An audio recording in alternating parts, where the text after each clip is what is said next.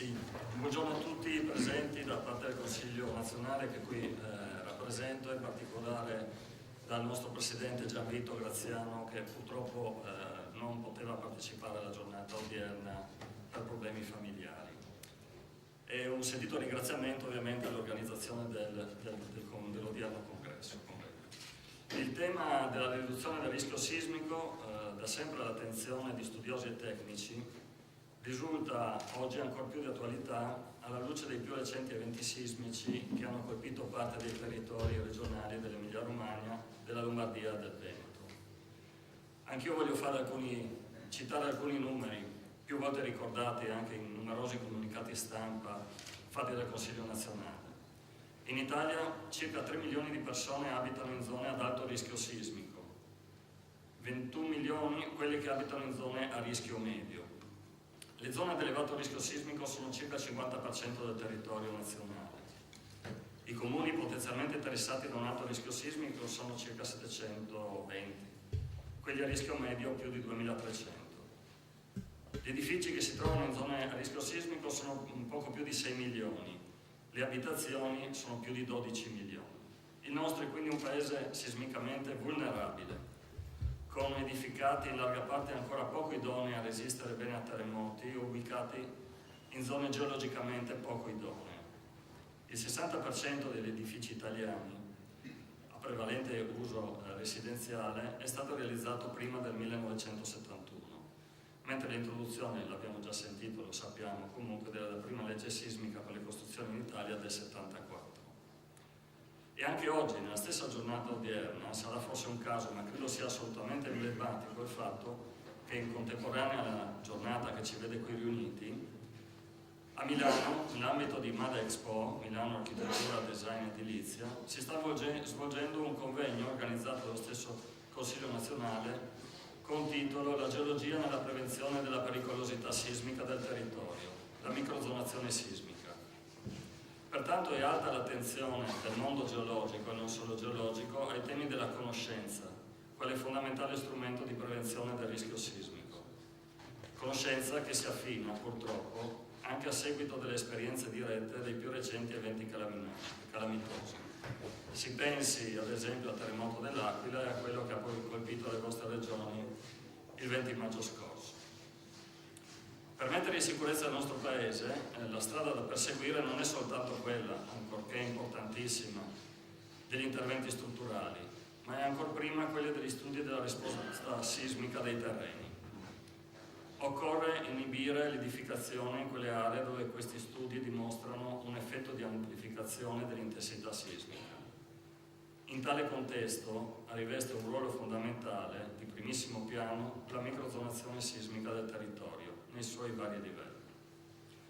Sul fronte della prevenzione sismica, il Consiglio nazionale dei geologi ha accolto con estremo compiacimento l'importante iniziativa in atto su tutto il territorio italiano, coordinata e controllata dal Dipartimento Nazionale di Protezione Civile, di procedere alla microzonazione sismica a scala comunale dell'intero territorio italiano.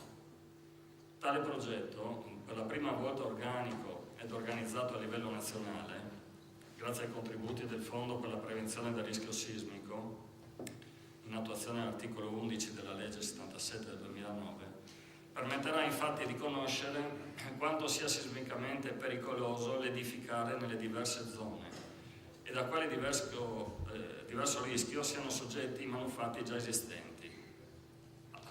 Cito altri numeri a titolo di esempio: in Italia ben più di 27.000, quasi 28.000 sono gli edifici scolastici posti in aree potenzialmente ad alto rischio sismico. Conseguentemente costituirà, nel momento del suo recepimento nella pianificazione urbanistica comunale, un fondamentale elaborato tecnico di piano. Per la categoria dei geologi, questi studi di microzonizzazione sismica sono e saranno sicuramente un eccellente banco di prova ed al tempo stesso occasione di accrescimento professionale. C'è sempre una piccola doglianza da parte nostra, in quanto tali opportunità risultano localmente al momento messe in discussione dal fatto che in diverse realtà territoriali Vengono stipulati protocolli d'intesa con l'università, affidando alle medesime il compito stesso di redigere a livello locale questi studi di microzonizzazione sismica, di cui appunto l'OPCM 3907 del 2010.